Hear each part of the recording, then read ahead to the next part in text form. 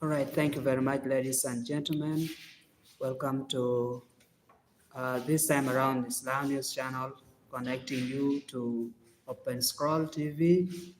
And as we have always done, today still have Pastor Geoffrey Obia going to share with us a message about the act of the covenant, the significance of the act of the covenant to the lives of Christians of today.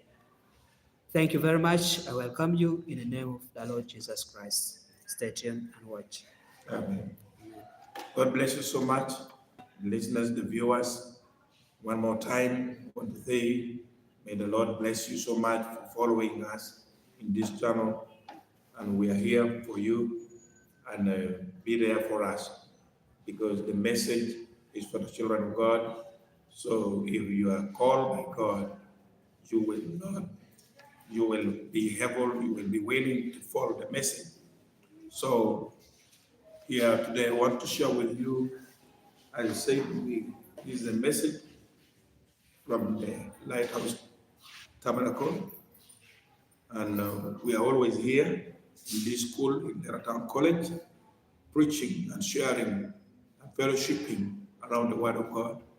And I believe that through this message, you're able to hear the clear voice of the living God. And I want you to go with me into the Bible so that we share with you the Word of God, which is in the book of Joshua. In Joshua chapter 3, I want to read with you. You can read with me from Joshua chapter 3, verse 1. I want now to read up to 10, where it reads, Joshua started early the next morning and left the acacia grove with all the Israelites. They went as far as the Jordan and stayed there before crossing. After 3 days, the officers went through the camp and commanded the people, when you see the ark of the covenant of the Lord your God carried by the Levitical priest, you must break camp and follow it, but keep a distance of about 1,000 yards between yourself and the ark. Don't go near it, so that you can see the way to go, for you haven't traveled this way before. Joshua told the people, consecrate yourself, because the Lord will do wonders among you tomorrow. Then he said to the priest, take the ark of the covenant and go on ahead of the people. So they carried the ark of the covenant and went ahead of them. The Lord spoke to Joshua, today I will begin to exalt you in the sight of all Israel, so they will know that I will be with you just as I was with Moses. Command the priest carrying the ark of the covenant. When you reach the edge of the waters, stand in the Jordan. Then Joshua told the Israelites, come closer and listen to the words of the Lord your God. He said, you will know that the living God is among you, and that he will certainly dispossess before you the Canaanites, the Hittites, the Ebites, the Perizzites, and Gergesites, and Amorites, and Jebusites, when the act of the covenant of the Lord of all the earth goes ahead of you into Jordan. So it's a long reading, but I want to dwell on verse 3, where the Bible said, and Joshua commanded the people, telling the people that when you see the act of the covenant being carried, go, you must break the camp and follow it. Come out of your camp, follow the covenant box, follow the act of the Lord. And this is the time we are living in. People are really now in their different nations, camping in different denominations. But God said, when you see the act of the covenant moving, you have to go by that. You have to follow the covenant. And I want to tell you, the covenant, the act, the word of God, the Holy Spirit is moving again. Is moving in our time now, because the message that God has sent in our time now is to gather the people around the world, around the clock, to bring them into one accord, to bring them in one understanding, one faith, one baptism, one spirit, because they own one Lord. And He doesn't want people to have different understanding of Him, but want people to understand one perfect revelation about Him. And that's why when we come together everywhere where the Spirit of the Lord is, God is revealing the same message, the same revelation to His bride around the world. And that's why in the book of Revelation, chapter 22, 17, verse 22, or 22, verse 17, say, the Spirit and the bride said, come. The Spirit and the bride, now they're working together. The bride is in the Spirit, and the Spirit is in the bride. Just like Jesus said, I will be in you, even in you. I will be with you, even in you. And when I'm in you, you will know that I am with you. So here we come. We know that in this last day, there are many signs now showing that the Lord is coming. To the believers and to the followers and the Christians who have got the right message of the hour now, they are aware that our time is now over. And we have to get ourselves ready. Ready for what? We're not ready for the election of this nation, ready for anything of this world, because those things are coming to pass. One day it will not be there. Politics will not be there. In the kingdom which is coming, politics will not be there.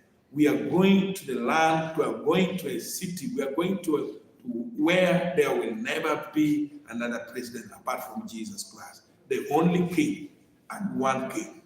So we are saying, when God said, when you see the act moving, you move with the act. And here we see we are in the time when we see the act of God moving again. Who was to carry this act? Is the messenger, the priest of our time. They are the messengers that God used.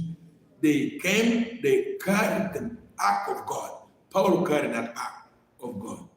And I want to tell you, even in our time, there is a man who God came when he was young. God gave a sign to him.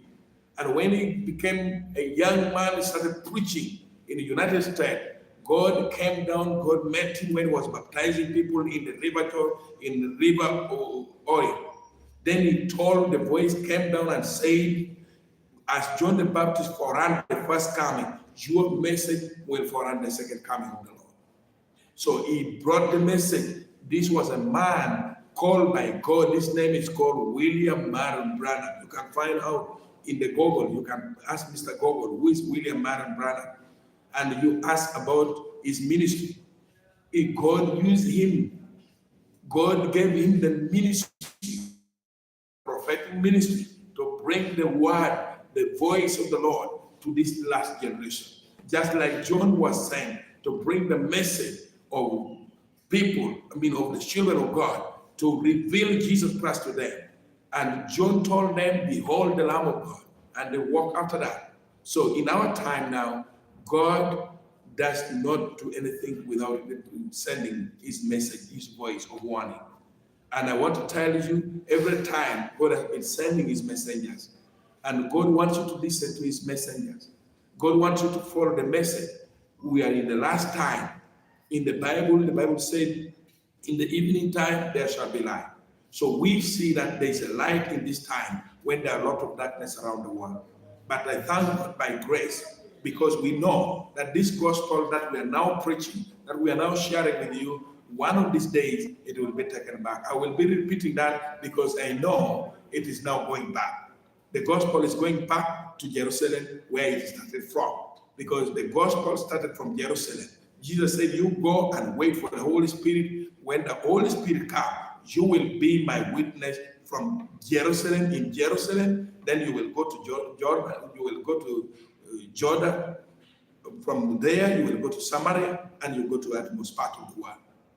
So here we now see that the same Holy Spirit that brought the message of deliverance, bringing salvation, to use the apostles, taking gospel everywhere. Now we have come to the time when we have had the same message that the apostle has been preaching. That's because this message is a message of restoration, taking us back to the foundation, back to apostolic teaching and doctrine. That's why we are not carrying the doctrine of the Pentecostal or the doctrine of the religion. Pentecostal we are talking about is not this Pentecostal by organization. We are talking Pentecostal by experience. So we are not going to follow religion. We are following the act. Where is the act now? Is the teaching of the apostle. We go back to the book of Acts, where the Holy Spirit has been guiding, leading, and showing signs and wonders. So God, in the same way, will still prove himself that he's still the God of Abraham. God is still the same God yesterday, today, and forever.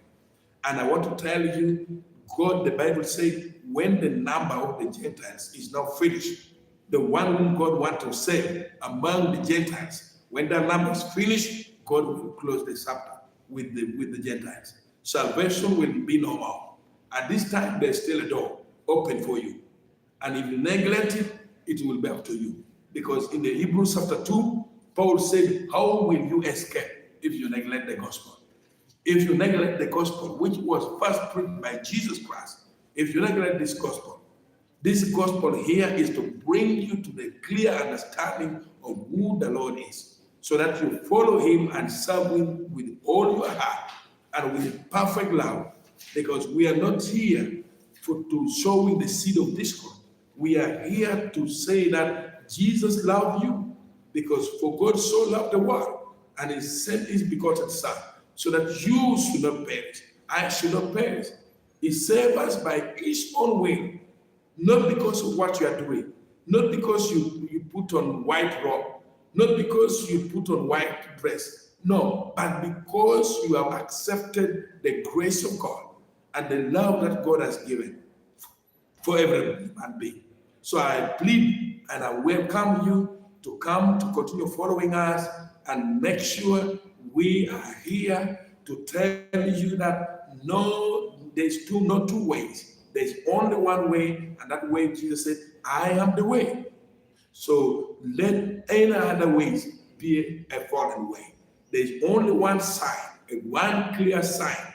Where God put that sign, God put the sign in his word. We are not here to follow signs. We are here to follow the word, and the word will bring the sign. So that we follow the word, because the word is God himself. So we are welcoming, and we are telling you, you keep inviting people. Keep inviting, because this message is for you and for your children and for those who are far away, whom the Lord will call to himself. So we are willing to pray with you together and to share with you even more. And if you are around later here, or you are around, we are going even to put our Google map so that you can, if you are not in Lira, you can get us where you can get us in this building, in one of the classrooms in Lira Town College. That's where we fellowship, and we are inviting you, brothers and sisters. Time is no more. You never know what tomorrow is going to bring. If you don't make your decision now, you will fail yourself, and nobody will blame you. You will blame yourself. So we are saying it's now here.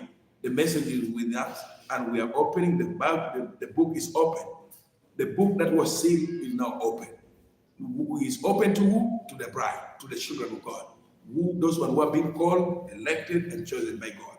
So that's why we labor to bring this message and to bring this channel to reach everybody, because we know God is using technology to reach these people in this time, so that nobody will make an excuse on that day when he asks you, you have had, even through the YouTube, God is using YouTube, God is using people everywhere.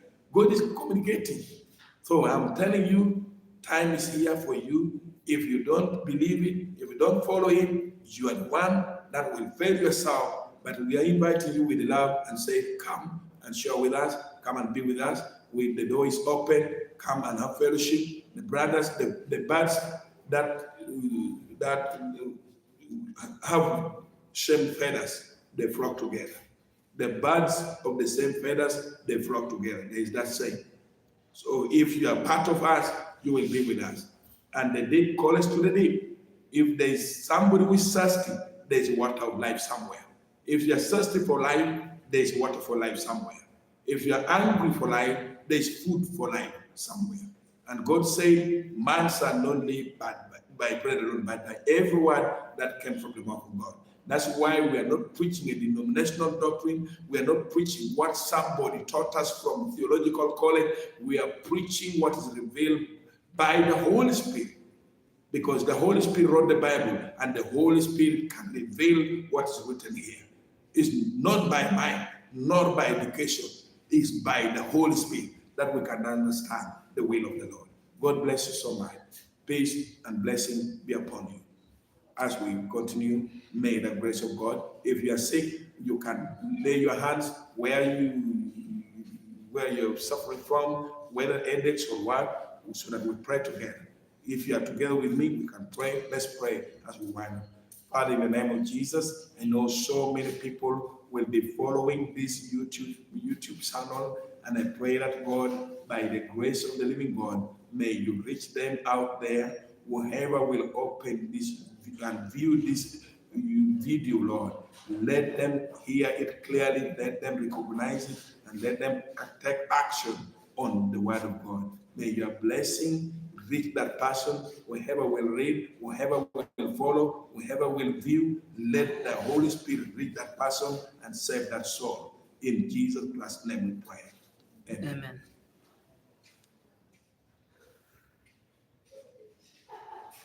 Thank you so much.